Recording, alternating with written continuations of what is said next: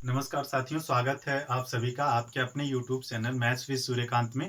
साथियों मैं आज जो है कि आज जो मैं वीडियो बनाने वाला हूँ, आप लोगों के सामने जो लेकर आया हूँ, बोर्ड पे व्हाइट बोर्ड पे आप लोगों को दिख रहा होगा कि मैं आज क्या डिस्कस करने वाला हूँ।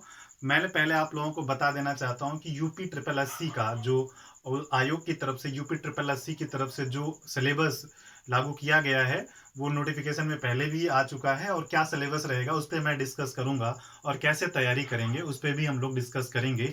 तो जो लोग फॉर्म नहीं भरे हैं, फॉर्म नहीं फिल किए हैं, तो 21 जून तक उसका फॉर्म फिलअप किए जाएंगे, तो जल्द से जल्द फॉर्म अप्लाई कर देंगे। इस यूपी ट्रिपल एससी के बारे में क्या है कि जो लोग ये यूपी ट्रिपल एससी का पीईटी जो प्रिलिमिनरी एग्जाम है, टेस्ट है, उसको नहीं देंगे तो आगे की आने वाली वैकेंसियों में वो एंट्री नहीं पा सकते हैं। तो एक प्रिलिमिनरी जो है कि पीईटी आप लोगों का एग्जाम टेस्ट कराया जाएगा, जो आप लोगों को देना अनिवार्य है, जो कि उत्तर प्रदेश में समूह ग के सारे पदों के लिए ये पीईटी कराया जाना बहुत अनिवार्य कर दिया गया है। तो आप लोग जो लोग फॉर्म फिल नहीं किए हैं वो लोग फॉर्म जरूर 21 से पहले कर दें। और उसका सिलेबस क्या है उसके बारे में आज हम लोग जान लेते हैं कि उसका सिलेबस क्या है। तो सिलेबस क्या है मैं क्रम वाइज आप लोगों को सभी को बता देता हूं। जो पहला पॉइंट है वो भारतीय इतिहास से आएगा। भारतीय इतिहास से पहला पॉइंट आएगा, सिंधु घाटी सभ्यता से प्रश्न होगा, वैदिक संस्कृति से होगा, बौद्ध धर्म जीवनी एवं शिक्षाएं से होगा, जैन धर्म महावीर जैन धर्म में महावीर आएगा, उनकी जीवनी और शिक्षाएं, मौर्य वंश में जो पॉइंट आउट किया गया है सम्राट अशोक, गुप्त वंश में समुद्रगुप्त चंद्रगुप्त द्वितीय, इनके जो शासन काल में जो घटनाएं घटी हैं, और हर्षवर्धन, राजपूत काल, सल्तनत काल, मुगल साम्राज्य, मराठा, ब्रिटिश राज्य का अभ्युदय एवं प्रथम स्वतंत्रता संग्राम, ब्रिटिश राज का सामाजिक एवं आर्थिक प्रभाव, ये सारी चीजें भारतीय इतिहास में आप लोगों को आएंगे। इससे 5 प्रश्न आएंगे, वो 5 मार्क्स के होंगे। आइए फिर इसके बाद जो सिलेबस में दिया गया है आप लोगों का, वो भारतीय राष्ट्रीय आंदोलन से दिया गया है। भारतीय राष्ट्रीय आंदोलन में क्या क्या पॉइंट आप लोगों को करना होगा जो सिलेबस में है, वो आप सभी को क्या नोट करना होगा कि स्वाधीनता आंदोलन के प्रारंभिक कार्य, इसको पढ़ना होगा आप सभी को। स्वदेशी तथा सविनय अवज्ञा आंदोलन, महात्मा गांधी तथा अन्य नेताओं की भूमिका क्या रही है स्वदेशी तथा सविनय अवज्ञा आंदोलन में। क्रांतिकारी आंदोलन तथा उग्र राष्ट्रवाद का उदय, उससे भी प्रश्न पूछे जाएंगे। विधायी संशोधन तथा ब्रिटिश इंडिया एक्ट से भी प्रश्न आएंगे आपके। भारत छोड़ो आंदोलन, आजाद हिंद फौज तथा नेताजी सुभाष चंद्र बोस, इन पे प्रश्न आएगा भारतीय राष्ट्रीय आंदोलन में।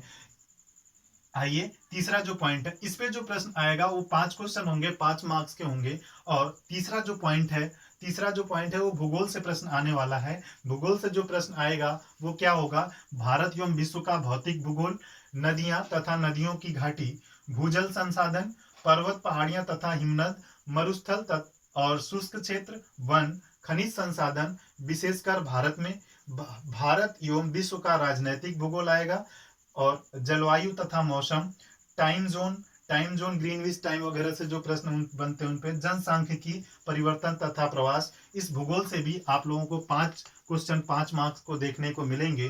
तो ये है, और भी आगे है। तो ये इनसे प्रश्न, इस पे 5 मार्क्स आएगा, इस पे 5 मार्क्स आएगा, और इससे भी 5 मार्क्स के आएंगे। ठीक है साथियों, फिर अगला मैं डिस्कस करता हूं, अगला जो पार्ट आएगा।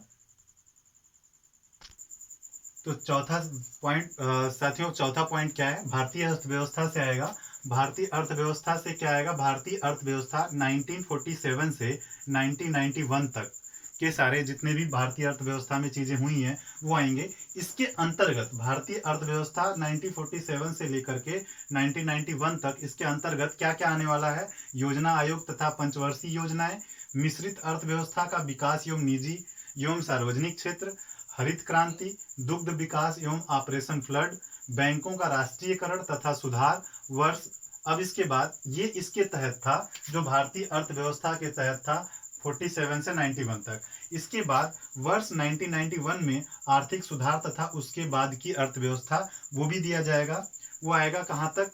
अब इसके बाद जो अगला पॉइंट है, वर्ष 2014 के पश्चात के आर्थिक सुधार, उसमें क्या होगा, 2014 के बाद जो चीजें आई हैं, कृषि सुधार, श्रम सुधार, आर्थिक सुधार और जीएसटी, ये 2014 के बाद आया है। ये जो भारतीय अर्थव्यवस्था का है टोटल, ये पूरा का पूरा जो आने वाला है, ये 5 मार्क्स के आएंगे, 5 मार्क्स के आएंगे।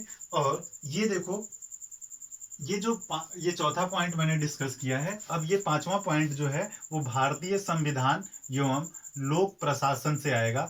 इसमें भारतीय संविधान से क्या क्या चीजें होंगी, भारतीय संविधान की मुख्य विशेषताएं क्या हैं, राज्य के नीति निर्देशक सिद्धांत, मौलिक अधिकार एवं कर्तव्य, संसदीय प्रणाली, संघीय प्रणाली, संघ एवं केंद्र शासित प्रदेश, केंद्र राज्य संबंध से प्रश्न आएंगे, न्यायिक ढांचा, सर्वोच्च न्यायालय और उच्च न्यायालय से प्रश्न आने वाले हैं।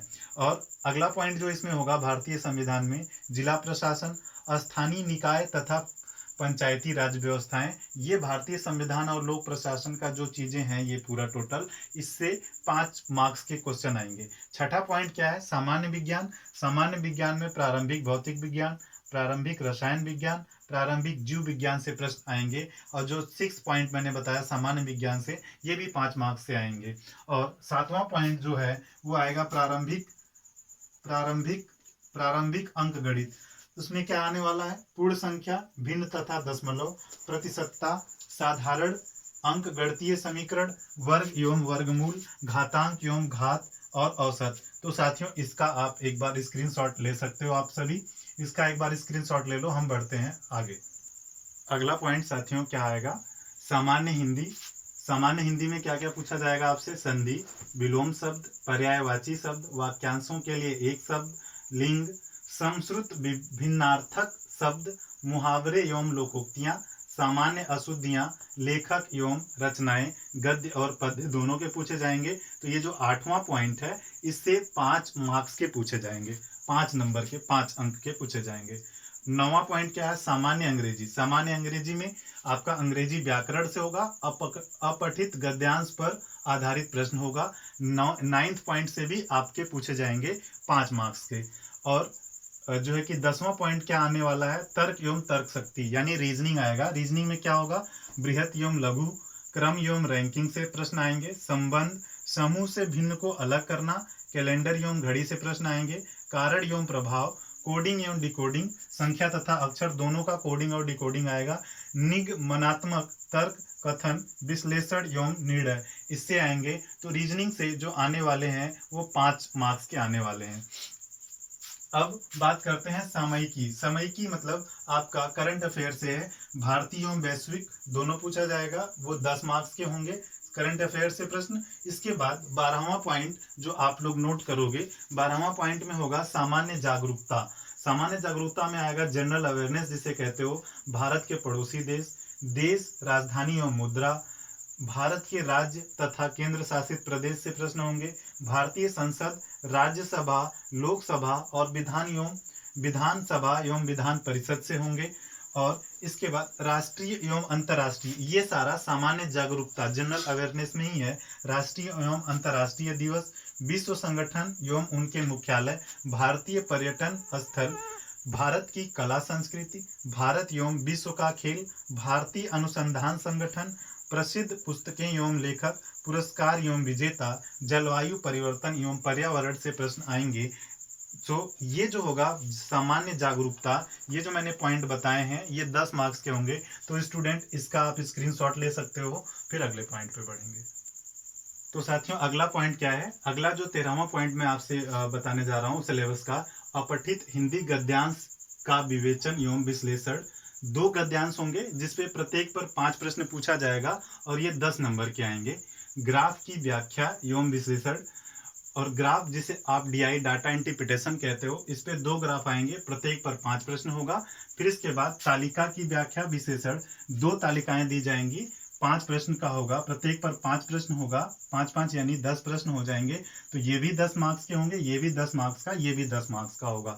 और जो आपका लेवल होगा वो एनसीईआरटी जो पूछा जाएगा, जो सिलेबस में दिया हुआ है वो एनसीईआरटी की किताबों से उस लेवल का दिया जाएगा। और ये जो जितने 100 मार्क्स के क्वेश्चन आएंगे आपके, 100 मार्क्स का पीईटी आप लोगों का कराया जाएगा, जिसमें वो प्रत्येक यदि आप गलत करते हो तो 1/4 1/4 मार्क्स आपके रिड्यूस कर लिए जाएंगे, यानी निगेटिव मार्किंग भी है, ऋणात्मक अंक भी दिए जाएंगे आप लोगों की। तो आप लोग इस सिलेबस को पूरी तरह से एक कॉपी में नोट डाउन कर लो और एक-एक करके पढ़ते जाओ कि आपका सिलेबस में क्या-क्या चीज़ें हुई हैं, क्या-क्या चीज़ें नहीं हुई। एक-एक करके सिलेबस को आप कंप्लीट करते चले जाओ। एक पढ़ने के बाद दूसरा पढ़ो, फिर उनको रिवाइज़ करते जाओ। इस तरीके से आपका पढ़ना होना चाहिए। सबसे पहले सिलेबस के अकॉर्डिंग सिलेबस लिख लो, सिलेबस के अकॉर्डिंग पढ़ाई करोगे, तभी आप लोग सफलता पाओगे। और मैंने बताया कि ये जो लेवल होंगे वो एनसीईआरटी लेवल होगा प्लस ये 10वीं लेवल तक होगा, उच्चतर माध्यमिक विद्यालय तक। आई थिंक इतना ही 10वीं लेवल तक के सारे प्रश्न ये आएंगे, 10th लेवल तक के प्रश्न आएंगे। तो ये रहा पूरे सिलेबस का सारांश।